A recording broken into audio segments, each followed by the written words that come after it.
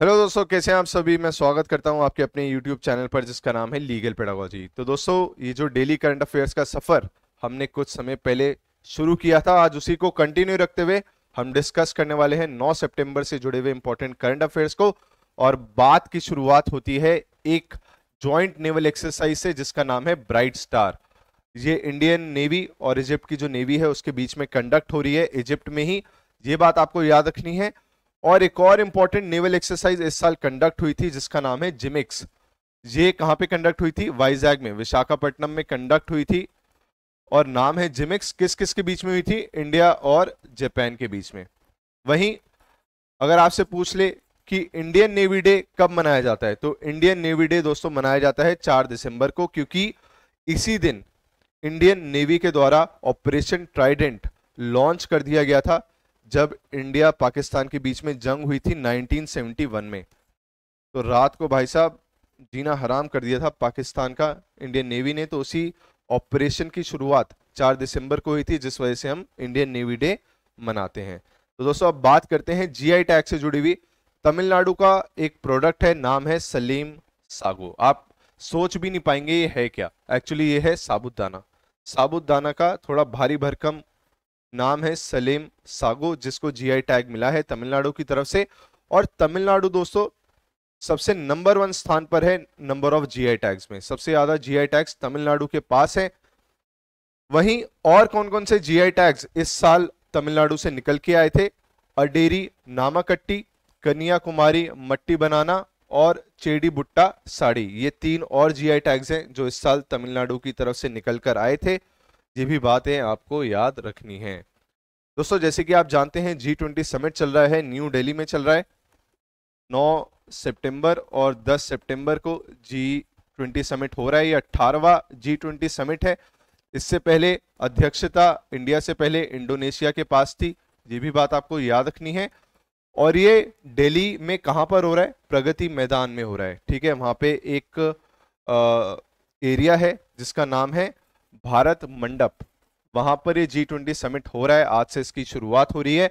वहीं पर ही दोस्तों लॉर्ड शिव जी का, लॉर्ड शिवा का एक विश्व का सबसे बड़ा स्टैच्यू 27 फुट जिसकी हाइट बताई जा रही है, वो इंस्टॉल किया गया है। और इसको बनाया किसने है? इसको बनाया दोस्तों तमिलनाडु के स्कल्पचर आर्टिस्ट हैं श्रीकंडा सतापति। उन्होंने बनाया अपने 2 भाइयों के साथ मिलके। तो ये जो नटराज स्टैचू है ये विश्व का सबसे बड़ा स्टैचू है। ये बात आपको इसलिए याद रखकर जानी है। दोस्तों, अभी बाईपोल इलेक्शंस हुए थे 6 राज्यों में, टोटल 7 सीटों पे। 7 में से दोस्तों 3 बीजेपी को मिली हैं और 4 मिली है इंडिया वाला जो अलायंस है उसको। यूपी में समाजवादी पार्टी को मिली है दोस्तों। और बीजेपी को कहां कहां से मिली है? उत्तराखंड से मिली है, त्रिपुरा की 2 सीटों पे मिली है। ठीक है, तो ये सारी ही बातें आपको याद रखनी है। दोस्तों, street child cricket world cup, street child cricket world cup जिसकी शुरुआत 2019 में हुई थी लंदन से, इस साल वो इंडिया में ऑर्गेनाइज किया जा रहा है। कहां पर?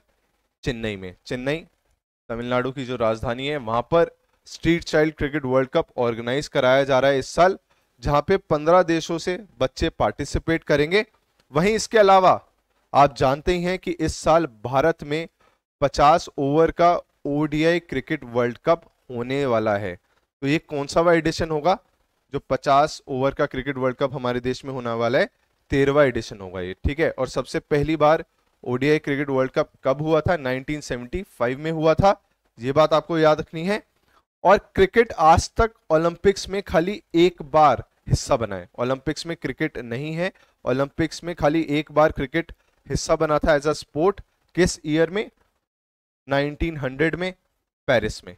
ये बातें भी आपको याद रख के जानी है। ये सभी हो गए जीएस के फैक्ट्स और ऊपर वाला चीज हो गया करंट अफेयर का फैक्ट। अगला है दोस्तों कि अभी मोदी जी गए थे 43rd एशियान समिट अटेंड करने। अगर आपसे पूछे कौन सा वह एशियान समिट था, तो 43rd एशियान समिट था। कहां पर हुआ? जकार्ता में हुआ। तो वहां पे मोदी जी गए थे पार्टिसिपेट करने। पर अगर आपसे पूछे कि कौन सा वह एशियान इंडिया समिट था, तो 20वां एशियान इंडिया समिट था। वैसे अगर पूछे कि कौन से वे नंबर का एशियान समिट था, तो 43rd एशियान समिट था।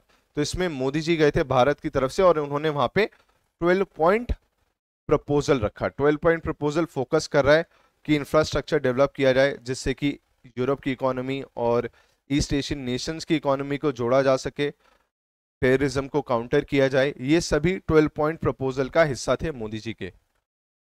अगला है दोस्तों कि हेलो यूपीआई ऐप लॉन्च की गई है। इसका मतलब क्या है कि भैया जो आप यूपीआई पेमेंट करते हो अपने दोस्तों को, अपनी गर्लफ्रेंड को, अपने बॉयफ्रेंड को दुकान पर केले खरीदते हुए, तरबूज खरीदते हुए, तो अब आप मुंह जुबानी भी वो पेमेंट कर पाएंगे। ठीक है, आपको टाइप करने की जरूरत नहीं है, आप ओरली भी अब वो यूपीआई पेमेंट कर पाएंगे। ऐप का नाम है हेलो यूपीआई। यूपीआई की फुल फॉर्म होती है यूनिफाइड पेमेंट इंटरफेस। ये भी बात आपको याद रखनी है और कमेंट सेक्शन में मुझे बताना है कि यूपीआई हमारे देश में कब लॉन्च हुआ था। ये मैं पहले पढ़ा चुका हूं आपको।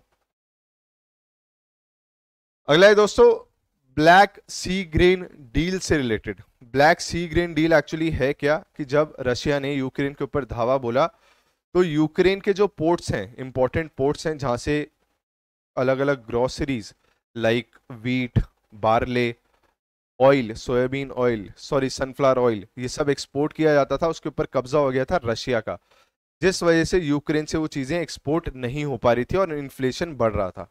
तो फिर ब्लैक सी ग्रीन डील साइन की गई थी जिसमें रशिया ने बोल दिया था कि 120 दिन के लिए वो यूक्रेन के जो पोर्ट्स हैं जहां पे उसने कब्जा कर लिया है वहां से इन चीजों का एक्सपोर्ट करने देगा। तो अब इसकी जो अवधि थी, इसका जो ड्यूरेशन था वो 2023 जुलाई में खत्म हो चुका है। इसी को ही फिर से और एक्सटेंड कराने के लिए ब्लैक सी ग्रेन डील की नींव रख रहे हैं टर्की के प्रेसिडेंट।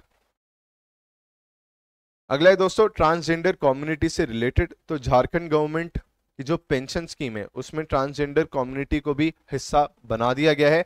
बस शर्त है कि उनकी उम्र 18 साल से ऊपर होनी चाहिए। इसके अलावा और क्या फैक्ट्स आपको याद रखने हैं कि ट्रांसजेंडर को थर्ड जेंडर के तौर पे रिकॉग्नाइज किया गया था। किस केस में? NALSA versus union of India के केस में, जो कि 2014 में आया था। और एक और बात याद रखनी है कि कुछ समय पहले मिनिस्ट्री ऑफ सोशल जस्टिस ने गरिमा गृह खोले थे वडोदरा गुजरात में, जहां पे ट्रांसजेंडर कम्युनिटी को शेल्टर मिल पाए, खाना मिल पाए, उसके लिए खोले गए थे। ये भी बात आपको याद रखनी है। अगला है दोस्तों शाहरुख खान की बहुत ही जबरदस्त मूवी, क्योंकि बहुत ज्यादा कमाई करी है, नाम है जवान। तो ये हिंदी फिल्म में सबसे बिगेस्ट ओपनिंग हिंदी फिल्म है। तो ये सबसे ज्यादा पहले दिन पैसे कमाने वाली हिंदी फिल्म बनी है। मूवी का नाम है जवान। एटली ने इसको डायरेक्ट किया है, साउथ इंडियन डायरेक्टर हैं एटली, उसने इसे डायरेक्ट किया है। तो ये थी दोस्तों आज से जुड़े हुए कुछ इंपॉर्टेंट करंट अफेयर्स। हमारी मेहनत पसंद आ रही हो, हमारी कंसिस्टेंसी पसंद आ रही हो तो वीडियो को लाइक जरूर करें, चैनल को ज्यादा से ज्यादा लोगों तक पहुंचाएं। Thank you so much.